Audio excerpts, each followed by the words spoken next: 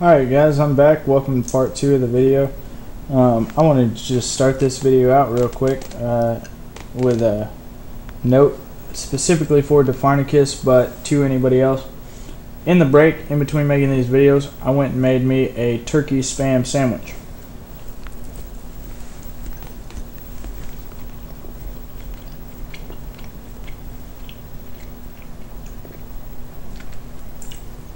Tastes just like regular turkey. I think it's good stuff, and I'm adding it to my stockpile. Thank you, Defarnicus. Back to the video. My next shout out is going to go to Ironhead41. Ironhead41 did a video. I forget if it was a subscriber contest or if it was actually just a regular video or what. But the video was on it was corn mush and deer sausage, or deer sausage and corn mush. On the side note, in my prepping philosophy, part of my personal beliefs on prepping, with the fact that I am an SHTF prepper, the food that I prep and I cook and I practice cooking under the philosophy of limited resources. A lot of people talk about prepping and stockpiling wheat or flour. I don't understand it. That's probably just because no one's explained it to me. I don't understand. I mean, I do. You can make bread out of flour, but in an SHTF situation, what I'm looking at when I'm looking at what food to stockpile, I need my Sharpie. I'm looking at foods that go very quickly from stored to edible. When I look at flour, the only real use I can see for flour is to make bread. And the problem I have with that is because of the other things that you need to make bread, such as eggs. SHTF, there is no grocery store. Eggs means you have chickens. So if you don't have chickens, you can't have eggs, which means you can't have bread, which means why are you stockpiling flour? Also yeast. You need yeast to make bread rise. The store goes out. I have no clue where you could come by. I don't know if it's even possible to manufacture your own yeast. Just things like that. I mean, there's too many extra ingredients in bread that I don't have it as part of anything. Yeah, I'd love to have bread, but there's too many extra things. I mean, yes, eventually I will probably try to get to the point where I have a bunch of yeast stockpiled, and when I get my own place, I get my own land, I'm going to have some chickens, and eventually I plan on setting myself up where I can do that. But right now, in an urban environment, I don't see bread happening after the shit hits the fan. All of that to say, I stockpile things like beans and rice, because beans plus water, boil, you have beans. Rice plus water, boil, you have rice. So why I'm giving a shout out to Ironhead41 is he did a video on a recipe, basically corn mush. He added deer sausage and cheese to it, and it makes a really good recipe. I'd eat it any day. But the corn mush is what I'm mainly focusing on in that recipe, which is basically the main recipe. And in his video, he took some of it out before he added in the other stuff, and he was like, you can eat this just like this. He compared it to instant mashed potatoes, and I've done the recipe myself, and I agree with him. On that, so I'm adding cornmeal. I have a little bit of flour in my stockpile just because I kind of was listening to other people, and they're like stockpile rice, beans, flour, spam, stuff like that. So I got some flour, but I really don't have any use for it. I don't know if the shit hit the fan tomorrow. I don't know how I'm going to use that flour. We'll figure it out. But I am going to start adding cornmeal into my stockpiles and my preps because of that recipe. You can take cornmeal, add water, boil, you have corn mush, and it's an edible substance that can sustain you. And it's pretty good. I mean, I'm Irish, so I like potatoes. The thing tastes like potatoes. It works there. On the philosophy and kind of sidetracking back to what I was talking about with Defarnicus and eating your preps and stuff like that. I'm going to show you guys what I picked up today. Kind of a small version of kind of visualization of my prepping philosophy. I picked up one 5-pound big bag of cornmeal. This bag will go straight into my preps and my stockpiles. But I also picked up a little 2-pound bag of the exact same thing. This will go in my kitchen, in my daily use, in my experimental cooking. Everyone that lives in my house hates me because I do lots and lots of experimental cooking. I'm always trying new SHTF recipes because I'm always looking for recipes of things that you can make with minimal resources. Take this, add water, boil it, blam, food. So that little thing will go in, and it's actually to replace because I used up all the cornmeal, or most of the cornmeal I have in the kitchen practicing with that recipe. Big thing with that, and why I personally testify, practice what you prep. The first time I tried that recipe, I made that corn mush, I added beef, so it's a little bit different than his, but I did beef and I did cheese. I nearly killed everyone that lived in my house because the stuff was horrible. I don't know what I did. I don't know what I did wrong. I don't know what went wrong. The stuff was horrible. I thought I followed the recipe exactly how I did it on the video. Apparently not, because the stuff sucked.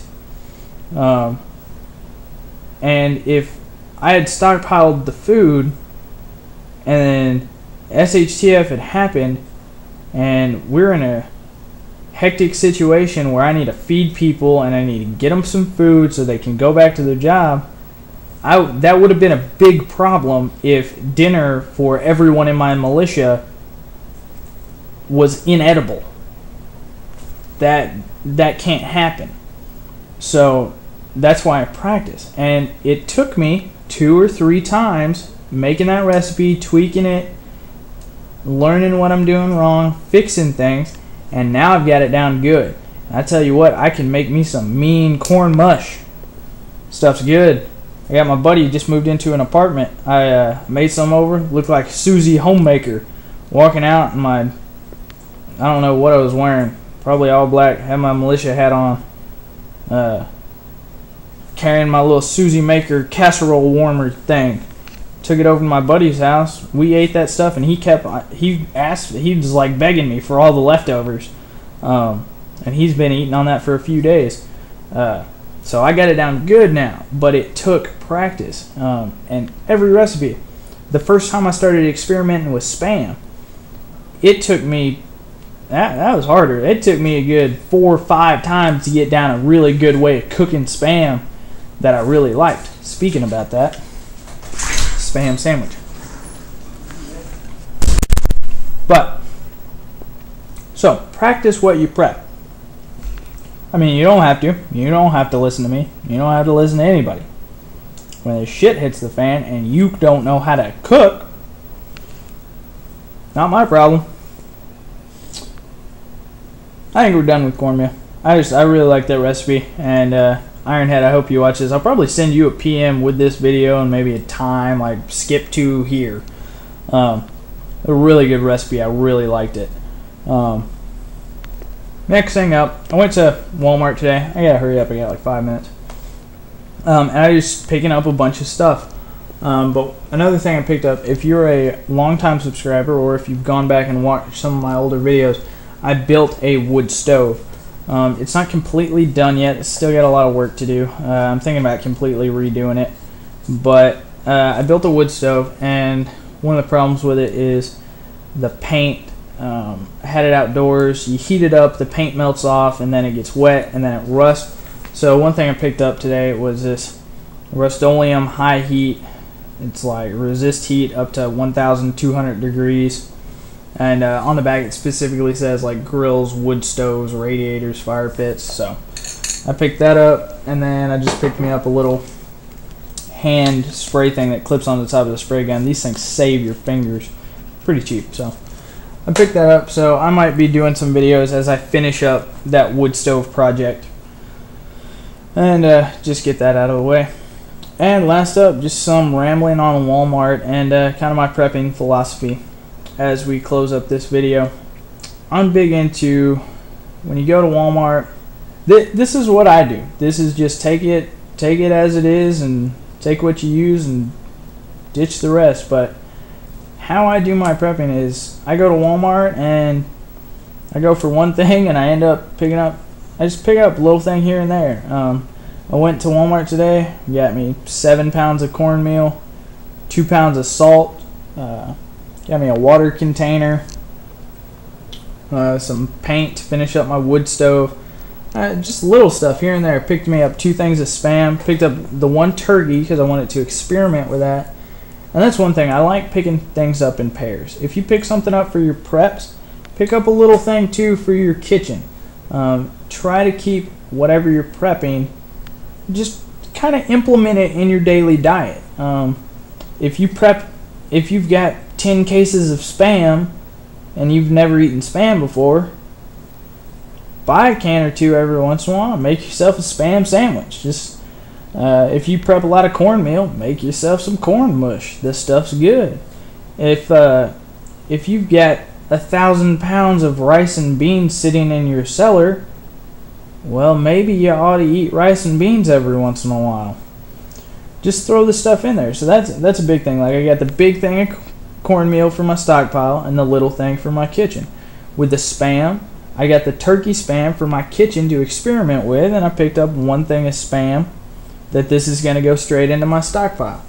I try to implement my preps into my daily life, so if anything ever does happen,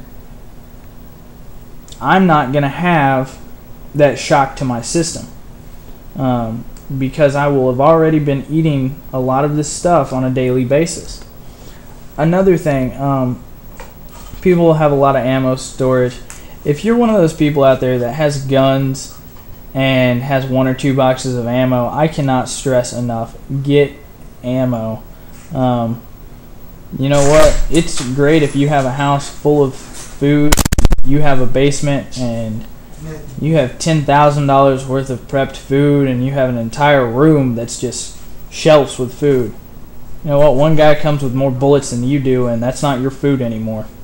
So, this is what I picked up today. I splurged a little bit. I got me some Winchester Supreme Elite ammunition for personal defense. I just want to test this stuff out because I've been having some trouble with buckshot. I am a fan of buckshot, though. I think it pretty much, it's my, as far as home defense, emergency, combat situation, I love buckshots out of a 12 gauge. I just think it's a good round. But these things, they're a little bit more expensive, but they are specifically designed for takedown. And what it is, it's got a 1 ounce slug and then 3 buckshot pellets, all in the same thing. And the philosophy behind this, it's very simple, but it's very effective. It explains it all in the back. You've got plated double-aught buck, compensates for aim error, 1 ounce rifled slug, massive shock and knockdown. And then it's got Grex buffering for tighter patterns. A little bit more expensive, but I figured I would just buy this because I have a 12 gauge for home defense. This is a 10 round box, so I'm going to take 5 of these and stick them in my 12 gauge and take the other 5 and maybe take them out to the range and pattern them. But when I go to Walmart, I pick up a box of ammo. It's not too expensive. I mean, it works. We are running out of time, so I'll see you guys later. I hope you stay tuned for more videos, and subscribe if you like what you heard, because the videos are coming. This was more rambling, but the fun videos are coming later. I'll see you guys later. Have a great day.